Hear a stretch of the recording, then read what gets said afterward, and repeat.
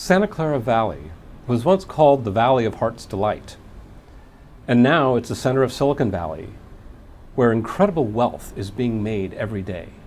And yet with that same economic boom, we see so many people struggling with poverty, the high cost of housing, wages not keeping up with the costs, gridlock traffic, families struggling because of immigration status or because of low education.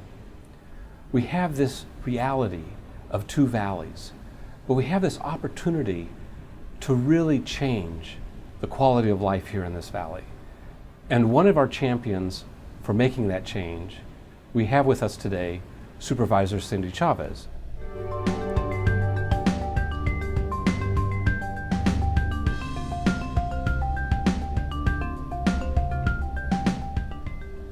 Catholic Charities of Santa Clara County presents Change Lives for Good with your host, Greg Kefferly.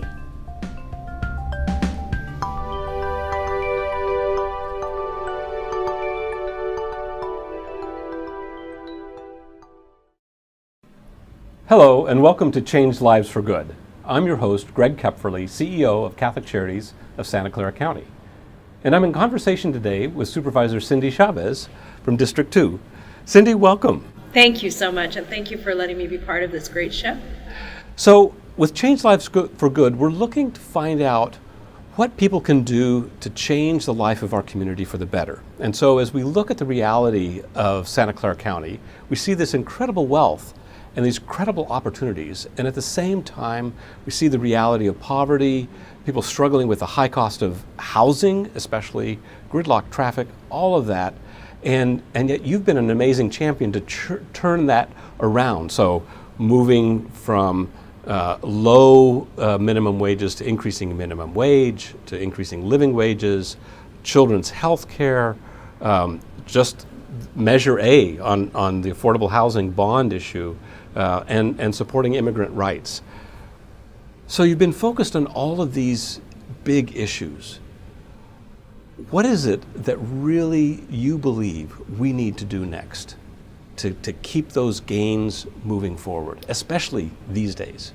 So I think a couple things. I think one is we're blessed to live where we live, pardon me, because we live in a place where hope is in our DNA and optimism is in our DNA. Even when things get tough, it is in our DNA to believe that we can make things better. The other thing I think is that, if I were to just be very macro for a minute, I think that we have to be able to say that as a community, here are our values, and because of these values, these are the public actions, and as a community we're going to take. So Measure A, getting affordable housing, we did that because a super majority of the public said, you know what, it's a priority for me to be able to live here, for my children to be able to live here, to grow old here, for the disabled to be able to live here, for the broadest part of our community to be able to live where we live. That's because we were able to take a policy and match it to our community values. And so I think we need to look for areas where our community's values are pretty clear and where we can come up with a solution. So an example of that would be that, one, I think we have to, as a community, say, you know what, here's what we stand for, federal government, state government, and we need your help. So not being defensive, but really going on the offense and saying, here's what we're a self-help county. Mm-hmm. We've raised money for transportation. We've raised money to make sure poor people can use transportation. We've raised our own money to build housing. We raised our own money to build BART.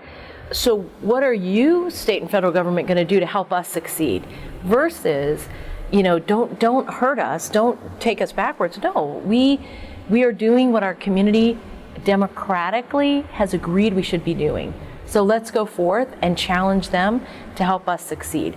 And by the way, our success is critical to the economy of the state of California, and as importantly to the economy of the nation.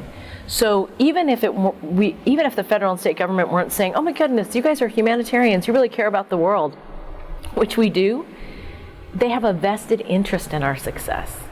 And we as a community will only truly be successful when we raise the bottom. And that's got to be part of our values too. So you talk about the values, and one of the values, as I hear you say, is we've got that value of compassion, and we've got a value of really pragmatic self-help. Exactly. And a value of being a democracy. I mean, the people are included. A key piece that you mentioned at the end was making sure that those on the bottom are raised up, and that's my biggest concern at Catholic Charities is how do we help them also be have that self-help perspective, right? Well, I think that poor people do. I mean, think about how hard it is to be poor in our country, to get up extra early to take the bus, to work 2 or 3 jobs. I mean, the idea that we have a large part of our community just laying around waiting for a government check, it just isn't true. And I'm not saying that fraud doesn't occur, let's admit that it does. But that's not what we're talking about. We're talking about people who come from all over the country, all over the world, and from here, who come here because they have a vision and a dream, who stay here because they have a vision and a dream. And so if we take away they don't deserve it, because there's always kind of be some people in our community who don't carry their weight, and other people who feel so angry that they can't move forward because someone else isn't carrying their weight. So those 2 small groups of people can't hold the rest of our community back. That just can't be our vision. So I think when we're talking about lifting the bottom, what we're saying is that we not only want to be a community that economically strives, we want to be a community that socially strives. And what's really important to understand about that is somewhere in the world that has to work, because the whole world will look like Silicon Valley in 10, 15, 20, 30, 45 years.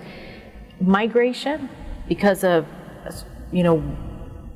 war, because of climate change, because of and personal circumstances, because of economic stress, that is going to continue to be part of what happens in the world. And places that learn how to live together in a diverse way that really helps everybody prosper, I mean, that will be the pinnacle of humanity, the pinnacle of it. So because we're a little further ahead, we have an obligation to figure out how to make it work for the world, not just for us. Okay, so that's a big order. So let's start locally then. So how do we make that work? So the strategies related to housing and healthcare and wages and income, all of those seem like those are stepping stones or maybe foundations to move forward. As you look at that and you think about the challenges that we still have, what possible recommendations would you have for further alleviating, preventing, or actually reducing poverty in the Valley? I think that we have some really interesting opportunities, and one is that there are a few, I think, policy applications that we can make here that really do change futures. So, and you've been working, Greg, in your leadership, and Catholic Charities has been immense on so many of these. So I'm going to say things that you already know, but perhaps people who are watching don't. One is that this is such an expensive place to live, and right? And it's expensive no matter where you are, pretty much on the income spectrum, right? You are mindful that we live in a really expensive place. So if we think about what are the things that make it possible for that opportunity ladder to be accessed and used, what are those things? Education, transportation, people need to be able to get from point A to point B, and health, right? Like if we can cover those things, education, transportation, and health, and then the basics, right? Food, but really, if those things are accessible, then what we're doing is we're fundamentally changing the lives and opportunities for everyone in our community. Everyone. So I think one of the next big pieces of work that we need to examine is we need to take a look at what we do relative to early learning. Because if children are ready to learn, then we're going to be in a situation where we can grow our own engineers, grow our own cooks, we have to be able to grow the entire spectrum of what it takes a community to function. I worry that we think so much about we've got to send every kid to Harvard and Princeton, we've set the dial so high that, part of what makes a successful community is a broad swath of people with broad skill sets and broad knowledge bases. So how do we make sure that people have access?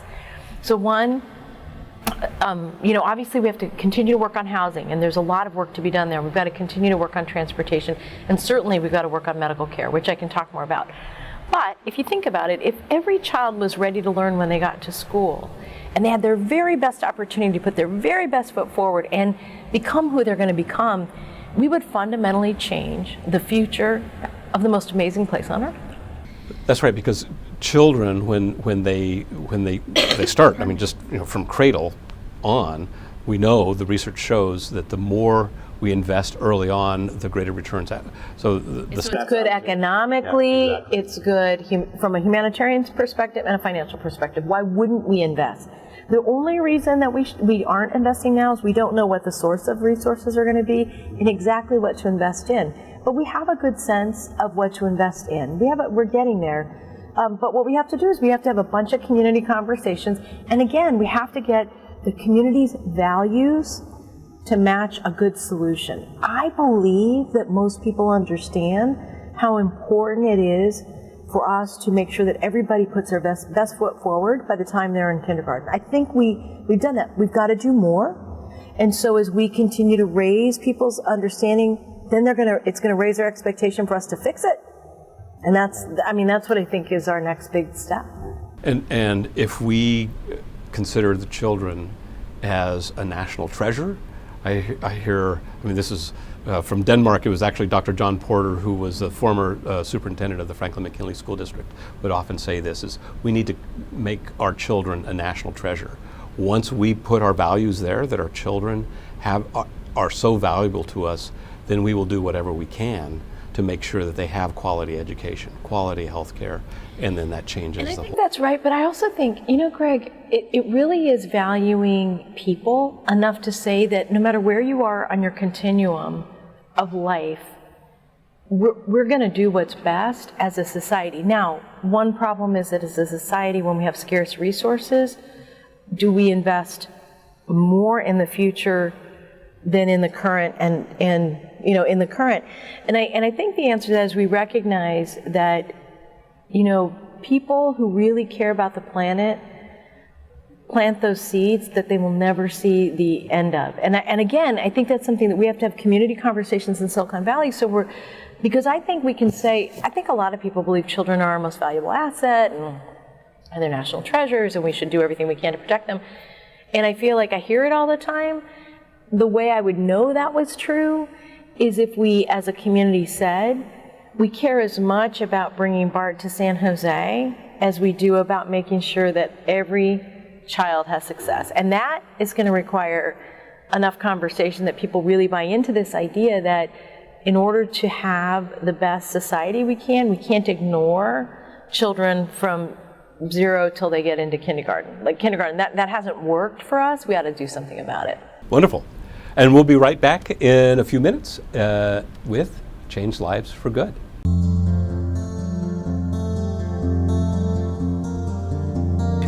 Supervisor Cindy Chavez represents the over 360,000 people of Central, South, and East San Jose on the Santa Clara County Board of Supervisors.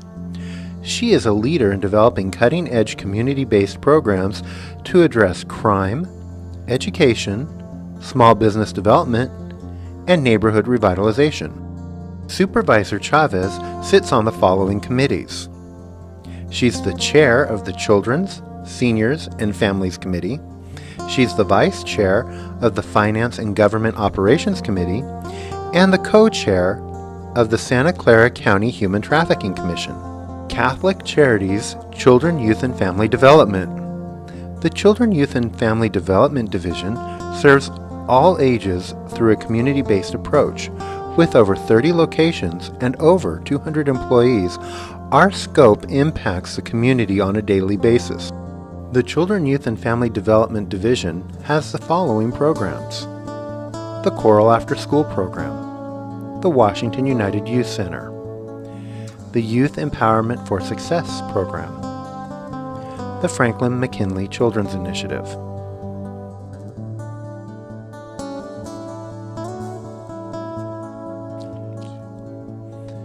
Catholic Charities works to end poverty by helping families and individuals get the tools they need to become more self-reliant.